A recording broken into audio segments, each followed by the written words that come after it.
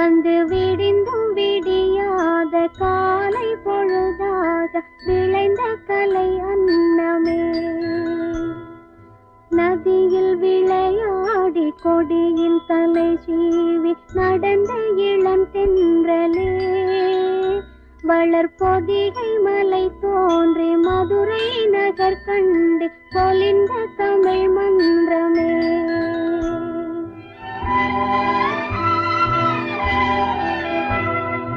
மலர்ந்து மலராத பாதி மலர் போல வளரும் விழி வண்ணமே.